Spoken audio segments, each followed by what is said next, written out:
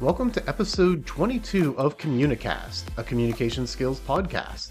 I'm Scott D'Amico, president of Communispond, a global communication skills training organization. In this episode, I'm talking with Matt Baxter, CEO of Wedge, an HR tech company helping to untangle the hiring knot through video interviews. Check out the episode here, Matt's views on the importance of asking questions, why you need to keep your message simple, and how his experience knocking on doors while he was building a lawn care business as a teenager helped to get him to where he is today. I hope you enjoy. Matt, how's it going, man? I appreciate you taking some time to chat today. Thanks for having me. Fired up to be on here. Absolutely. Good to reconnect. I had such a blast when I joined you a while ago on the Matt Baxter show. Really looking forward to the conversation today, as I know very exciting times over there at Wedge with lots of stuff going on. So maybe just to kick it off, tell the listeners a little bit about you, your journey, and really what you're working on today. Yeah, well, it took a remarkable marketing department to come up with the Matt Baxter show for my podcast. So Very creative. lot of info there. Yeah. A little bit about me. Grew up in Ann Arbor, Michigan. Started a landscaping and lawn care company when I was the chubby neighbor kid throughout high school and college. Was fortunate enough that the business grew quite a bit, and I got approached by a local conglomerate that said, hey, if you ever want to sell the accounts, let us know. And I said, well, let me buy you a beer and let's talk about that. And I had a cool opportunity at a young age to sell the business. Definitely not a big tech exit by any means, but it was a cool process. But that portion of the story sort of developed what I found as a problem or an opportunity that grew into what Wedge is today. Because when I was hiring for my lawn care, I didn't really care if somebody knew how to mow a lawn, weed whack, or any of that stuff. I cared, can you shake my hand? Can you have a conversation? If you can do that, I could teach you the rest. Well, talking to a bunch of business owners, everybody said the same thing. Hiring is hard, resumes suck, and people aren't always who they say they are until we actually get a chance to meet them. Well, fast forward to today, we sort of started to piece together the puzzle of solving those issues. And so the business Wedge, there's two arms. We're going to come in and we're going to help. If you have talent walking in the door, you need to efficiently hire them faster. We help you with video interviewing, and we do that. And then also in the labor market that we're in, people are struggling to find talent and find people. We're going to help you build the infrastructure. And from a marketing standpoint, we're going to help you drive talent towards applying for your roles. So it's a great business. We're super excited about it. Got an awesome team based in Grand Rapids. I've got a golden retriever. That's my life. I have to imagine Grand Rapids is just beautiful to be there this time of year, as I am sweltering down here in South Carolina in 95 degrees, full humidity. The one time I will say, I wish I was in Michigan. It kills me to say that as an Ohio guy, but yes, I've been there this time of year. It is absolutely gorgeous up there. So I am very jealous of that. And I love what you said about your landscape company, where you're focusing on hiring you. Can you shake my hand? Can you talk to people? Can you show up?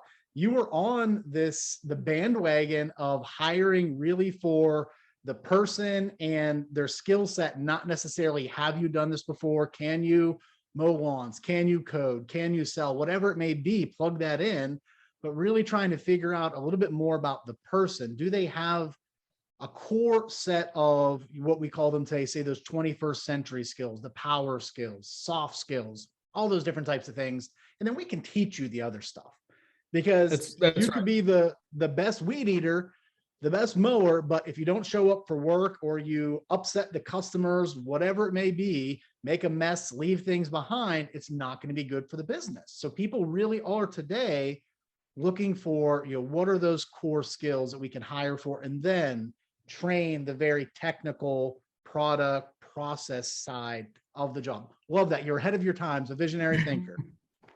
Well, I don't know. I don't know about that, but yeah, when you stop and when you boil it down to what work is today for most people, you've got a email inbox and a laptop, and the content of the emails that you're sending or the occasional Word doc that you're working on or PowerPoints that you're putting together changes, but the majority of work is with a laptop and a Word doc or email or whatever it may be. And so when you think about what you're actually looking for in people, it's not necessarily the best at those. It's somebody who can bring a better cultural fit, who can bring new ideas, who can bring new things. And sometimes a resume doesn't show all that. And so I wrote a book with our company president, Theo, and the premise of the book is untangling the hiring knot, or the hiring knot that we live in today. And one of the things that I firmly believe is that people are more than a resume. Yes, sometimes backgrounds matter. Yes, if you're hiring a brain surgeon for Duke University, you probably want them to have been through med school or been through a couple surgeries. But at the end of the day, most roles don't require that much significant background. And in fact, it comes way down to the people. And I think most people at their core believe that, but we've built infrastructure that doesn't support that. And that's what we're trying to come in with Wedge, and just from a thought leadership perspective and just as an overall company, disrupt that concept. Love it. And if I think about this recruiting process, the hiring process, and really trying to pivot away from so much reliance on the resume, which is very outdated. It's a static tool for the most part. It changes a little bit year over year, but it's just a static thing. And it's hard to get a solid view of somebody just from some words on a paper, so to speak. And for me, a big part of that is communication skills, is how you set yourself apart in the hiring process when you have that opportunity to be in front of somebody. So from your perspective, as you're working with HR organizations and leaders, growing multiple businesses, leading to an exit, and now growing Wedge and bringing on investors, communication, I'm sure, plays a big part of that. So from you, what does it mean to be a good, strong, solid communicator?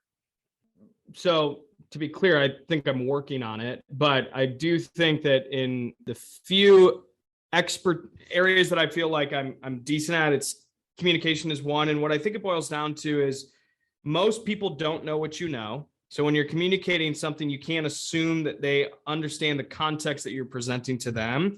I'm not saying you treat people like middle schoolers or, adolescent kids, but there is a little bit of, if I'm going to explain what HR tech is or what video interviewing is, I'm not always talking to sophisticated TA leaders that know what I'm talking to them. So there's jargon, there's things that either you slow it way down or you articulate it. And if somebody acts like, yeah, I got that, or I come from the industry, great, you can speed up. But I think people typically jump to the most sophisticated way of presenting something when in fact it should be the opposite, and you work up towards it. And so I think one thing is just make it simple. And I very rarely think people think about what they're sharing and take it from the opposite shoes. People think if I just sprinkle a little bit of social media, everybody's going to pay attention. Or if I launch a podcast, I'm going to become Joe Rogan. Well, think about the consumer of the content or the consumer of the communication that you're trying to present. And are you actually leaving anything that's value add or value driven? So when you're listening to a speaker on stage talk for an hour, you're going to remember two things, maybe, if that. If you're taking notes, maybe a few more. But for the most part, you're going to remember two things, or even one thing. You're not going to remember their name. You're not going to remember their background. You're not going to remember their company. You're going to remember one or two things.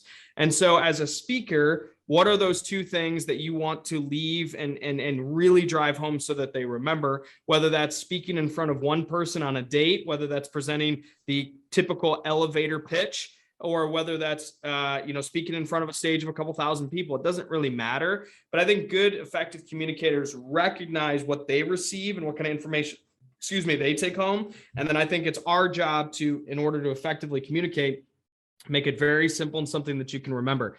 I think, to recap, as I'm talking about communicating effectively, two things that I think: one, start simple and accelerate based upon the audience needs. And two, just really, really, really make it simple and think about yourself as, how do I consume this? And then go present it that way. Because I think most people kind of think, well, yeah, they're just going to get this, or they're going to remember all that. They're not. They're going to remember one or two things. So I think those would be two areas that I would start. It's funny that you mentioned this idea of really trying to boil it down, keep it simple, and then work your way up. Prior to jumping onto the call, I was working on editing an episode I had recorded several weeks ago. The guest was a former trial lawyer, and one of his core messages was really, he tries to communicate at an 8th grade level, whether he's writing something or speaking to an audience. He doesn't want to go way up here with all of the jargon, with all the technical stuff to try to sound like he is the expert, because it's going to go over most people's heads. So he really does start to work there. And as you mentioned, pay attention to the audience, gauge the audience if they're getting it, and you can elevate as needed. makes perfect sense, because when you start to do that, you try to overcomplicate things, people aren't going to remember. And then the other thing you mentioned that is huge is identify in any communication it is. I'm presenting to the board, to investors, making a sales pitch, or even on a date. What are the one or two things I want this person to remember from the interaction, and really try to build upon that? Those are outstanding tips for really being a more effective communicator at home or at work. That's the beauty that I get so excited about with communication skills, is that it's just transferable across all aspects of life. You're talking about your business, talking with your significant other, your kids, friends, whatever it may be. You can apply these things anywhere, which is outstanding. Matt, from the interactions that you're having with HR leaders, talent acquisition leaders, or they're looking for talent, what are some of the things that you're either hearing from them, or really as a leader of a growing business that you're thinking about? What are some of the core skills that you're looking for people to bring to the table from soft skill or communication skill standpoint?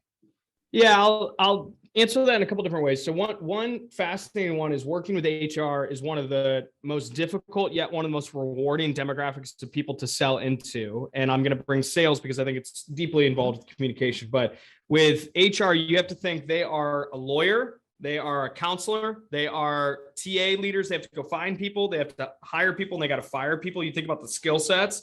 They are the function of so many different forms of business. And so selling into them is, yes, you have to be variable and understand your audience, but also you have to understand what they're currently feeling. And for the most part, it's overwhelmed. So us as salespeople or trying to sell a new product that, yes, is value add, yes, can save them time, but it's less around, here's the widgets that I'm going to offer you that's going to change your life. It's much more, let's sit down and talk about what your problems are. And my job is to ask you questions so that it's not, oh, we just don't have enough time or don't have enough budget. No, it's my biggest problem right now is that I get a candidate who looks great on paper and they don't show up for the interview.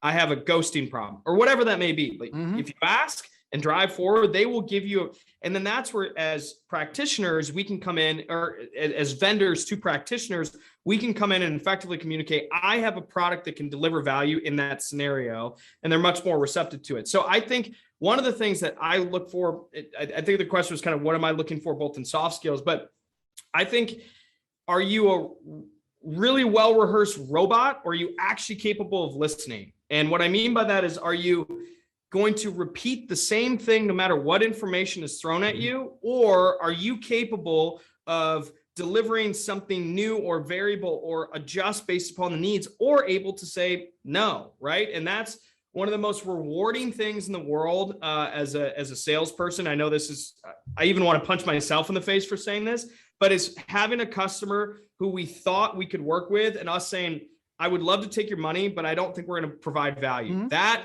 is something, but you have to listen to get to that point, because they may even think that they could use your product.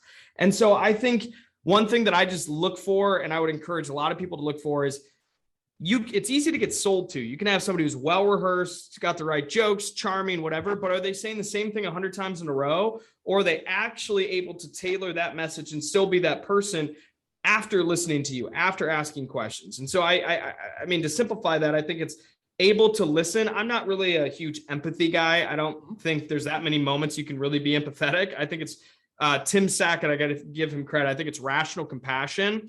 I'm able to understand, or I'm at least able to see what you're going through and provide something of value. And I think we can get there by asking questions. And so I think, are you able to ask questions, and are you able to listen? And I think if you can do those things, you can go a long way in a lot of different directions. I think that's crucial. The listening component and the asking questions, they have to go hand in hand, because if you ask a great question and then you're just really don't care what the answer is, and you talk to a talent acquisition person, they say, yeah, we have this problem where we're booking interviews and people are ghosting us. And you go, okay, well, perfect. Let me tell you about this solution where you can, screen out hundreds and you're not bringing anything of value to what they just said, versus being flexible and say, well, you know what? Tell me a little bit more about that, or why do you think that is happening, whatever. And then you may say, well, you know what, based on that, I think the social media feature of this platform will help you do that, to tell your career value proposition or why people should come work for you to help reduce ghosting, whatever it may be, but really taking the time to step back, ask the right questions, listen, and then still be flexible enough to pivot. And this idea of empathy or just trying to relate, as you're listening and getting in there, stories play a big part of that. So if you have people ghosting you, I know right now I have trouble, getting ghosted with getting people to come do projects at the house. So just relating to that frustration of, we're setting appointments, we're trying to get things done. We have all these projects we're trying to push forward that's holding up 5, 6, 7 other projects down the road. Kind of using that for me is a form of empathy, or I forget the term that you use, the rational compassion. Exactly. Same thing. How can I relate based on what I heard? So no, I think getting people that can do that, it's not extremely common. It's hard to find. And I know I've been in countless sales meetings as I've been, leading sales teams and organizations where, we're hearing gold. I also have to kind of stop the rep and say, wait, let's talk a little bit more about this before we jump right over to the next thing. Matt, as you think about your career journey, from starting the landscape company to growing it, selling it, now going into the Wedge and building that in the HR tech space. From landscaping to HR tech is really, really linear, isn't it? It's a normal path. Yes, that happens. Yeah, absolutely. I think I've seen that on a couple of different org charts, quite a bit. So as you think about that journey, if you had to maybe point back to say 1 or 2 key skills, we've hit on a couple of these things here around questions and, really trying to, get to the heart of things and listening. But if you think of your experience that's got you here, if you had to point it down to say 1 or 2 key skills, what would those be? First skill. Well, the first thing I did, and I'm not saying this is an option for everybody, but I think there's some different examples of what you could do. One of the things that I think shaped me quite a bit was with my landscaping company. When I first started, I went and knocked on probably 100 doors and pitched them to mow their lawn or weed whack or whatever it was. But it was less around like a sales pitch, but it was more around immediate presentation, being told no more often than being told yes. And also, hey, I would really like to mow your lawn. Oh, you have a landscaping company. Okay. Can I spread mulch for you? Or can I do other services that are still in the wheelhouse and maybe it would drive towards something better? So I think that experience. And so, if you're a 30s, 40s, 50s, 60s, 70-year-old, whatever it may be, and you're trying to hone skills, you might not be in a position to go door to door and sell something. But what you could do is join an impromptu what's it called? Where it's like live comedy and you're throwing a scenario. Improv. Improv. Yeah, right. Improv would be a remarkable opportunity to teach you some of those similar lessons. Stand-up comedians have to do this all the time. Just watch how they interact with audiences as they have to. I think there's some very simple things that you can do that teach some of those, willing to listen and adjust as needed, as we've kind of been talking about. But I think for me, that started with literally having to be door-to-door salesperson for the first 100 people and be told no for one yes that started, what the business was today. I certainly think that that's one. I also think know your place in the world. And it's a really arbitrary way of saying things, but like the first 15 investors that I raised capital from didn't even ask for a term sheet, didn't even ask for financials. They wanted to see what's the deck, what's the pitch, give us the vision. And what I see so often than not are all these different folks saying, well, it's got to be a perfect pitch, or it's got to be the best 90-second elevator pitch, or it's got to be the best deck or whatever it may be. And what I learned was, I think I was in a position to share my story and the vision that I wanted to go change with folks that were looking to give back, looking to invest in somebody younger, and looking to support a cause that's bigger than themselves. So I sort of and unintentionally got to know my place and what I was good at pitching. And so whether you're selling, starting a company, starting a podcast, growing a podcast, understand, and there's a theory out there called the jobs to be done theory that's all centered around buying goods and services. You're not buying goods and services, you're hiring them to do a job for you. What job are you fulfilling in different people's roles? So when I step on this podcast, Is my job to provide the best communication play by play? No, but it's supposed to be raw and what's worked for me. And my goal here is to be very honest, very transparent, and very raw. It's not going to be perfect, but that's the role that I know I fill in a lot of people's lives. And so I think whether it's self-discovery, asking questions, asking people you know and love, or people that don't like you, what role have you played in their lives, and then start to craft that to understand your fitting place. I think is something that goes a long way. So I know that's a little bit more esoteric, but I think once you start to know that, it helps you sell better, it helps you be better at relationships, it helps you understand people, and it helps you sleep better at night once you know that. So I haven't heard the jobs to be done in a while, and I absolutely love it. At my prior employer, we developed a program on innovation and how you can teach creativity and innovation. We partnered with Clayton Christensen from Harvard Business School, who wrote or co-authored The Innovator's DNA and The Innovator's Dilemma. And one of his big things was the job to be done. So this idea of where it came out of, they were working for a restaurant chain and they're trying to boost milkshake sales. And they realized in the morning, why were people buying milkshakes? They had a long commute. They needed something just to hold on to and to sip on until they got it. They needed those thick milkshakes to do that. And the afternoon, you had someone like me coming in with the kids, maybe after being on the road all day. I get there, we eat, the kids want milkshakes, and now they're just like taking forever to eat these. I'm just like, oh my gosh, guys, throw them away. Let's go. We got to get out of here. In the afternoon, you needed less thick milkshakes to plow through it. So it's understanding what's the job to be done, knowing your place, knowing your audience. As you mentioned, these are people that are looking to invest in somebody, to make a difference, to kind of see the vision and focus there. Love it, and love the knocking on doors. For me, that really just relates to this idea of you have to be willing to ask, whether it is asking for the deal to close the sale, asking for funds to focus on in a new project or an initiative at work, whatever it is, you have to be willing to knock on doors, literally or figuratively, to try to succeed. Love it, man. Thank you for that.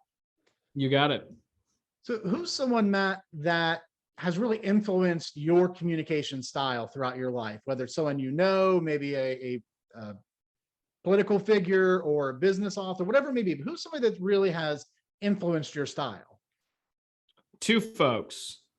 I'm going to say Jesus in the Bible, because if you go through, and I don't mean that give everything to the Lord sort of response, but if you go through and you look at a lot of the messages that he delivered started with questions. So he had the message that he wanted to deliver, but a lot of times the way he presented that, or the way he articulated that, or the way he drove towards an audience actually led with questions. And so I'm a firm believer in that. I think asking more questions than not typically gets you a long way. And then there's a gentleman named Wade Burgess, who is a mentor, investor, board member of mine. He's also a dear friend. He has a remarkable way of receiving information, consolidating it, and firing back either a word of wisdom, something very concise, or a question coming back to that. And so those two, I think, play a huge role. And also the other co-author, not Clay, but Bob Mesta, Jobs to Be Done. He's helped shape and frame a lot of the way that I think as well too. So I think those three.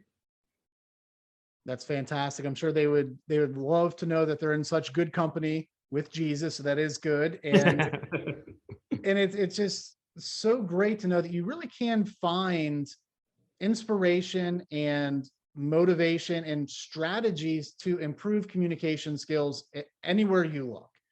And for me, it's just such a foundational aspect of what we do. How can we communicate?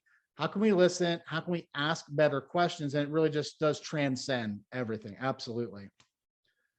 So Matt, I want to be respectful of time as we are wrapping up here. What piece of advice would you have for somebody, whether they're just coming out of school, a budding entrepreneur trying to start their own business, or somebody mid-career, they're changing course? What advice would you have to them around communication skills and the important role that they can play? Ask more questions. And I think ask questions not so that they can be asked back of you, because kind of view there's a couple types of people. There are people who really just want to talk about themselves and let them talk, and that's that. There are people who ask questions, but it's really, how was your day? Yeah, go ahead and finish up. Now ask me about mine. And then there's people who are genuinely curious.